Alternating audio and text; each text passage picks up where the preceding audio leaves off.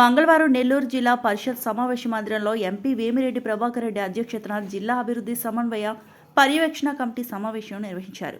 ఈ సమావేశంలో ఎమ్మెల్సీ బల్లి కళ్యాణ్ చక్రవర్తి మాట్లాడుతూ చిల్లకూరు మండలం నక్కల కాల్వ కండ్రింగ గ్రామ పరిధిలో ఉన్న ఏపీఐఐసి భూములపై స్పష్టత ఇవ్వాలని కోరారు. దీనికి స్పందనగా ఏపీఐఐసి జోనల్ మేనేజర్ మాట్లాడుతూ 2010లో ఈ భూమి సీలింగ్ భూమిగా గుర్తించబడిన నేపథ్యంలో మొత్తం 54.50 ఎకరాలను ప్రభుత్వం ఏపీఐఐసికి కేటాయించిందని తెలిపారు.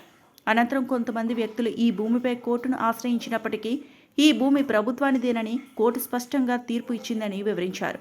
అదనంగా ప్రభుత్వం ఏపీఐఐసికి కేటాయించిన భూమిని పారిశ్రామిక అవసరాల కోసం వినియోగించవచ్చని కోర్టు అనుమతి ఇచ్చిందని తెలిపారు. 2025లో సుమారు 40 ఎకరాల భూమిని కొన్ని కంపెనీలకు రిజిస్టర్ చేయడం జరిగిందని, మిగిలిన భూమిని కూడా త్వరలో పారిశ్రామిక అవసరాల కోసం కేటాయించనున్నట్లు అధికారులు వెల్లడించారు. మొత్తంగా నక్కల కాల్వ కండ్రింగలో 54.50 ఎకరాల భూమి పూర్తిగా ఏపీఐఐసి ఆధీనంలోనే ఉందని, ఈ భూమికి ప్రైవేట్ వ్యక్తులతో ఎలాంటి సంబంధం లేదని అధికారులు స్పష్టం చేశారు. ఈ కార్యక్రమంలో ఎంపీలు వేమిరెడ్డి ప్రభాకర్ రెడ్డి, బీదా మస్తాన్ రావు, ఎమ్మెల్సీ బీదా రవిచంద్ర, సర్వేపల్లి ఎమ్మెల్యే సోమిరెడ్డి చంద్రమోహన్ రెడ్డి, జిల్లా కలెక్టర్, జిల్లా పరిషత్ చైర్పర్సన్, నెల్లూరు ఇన్ఛార్జ్ మేయర్, దిశ కమిటీ సభ్యులు, జిల్లా అధికారులు పాల్గొన్నారు.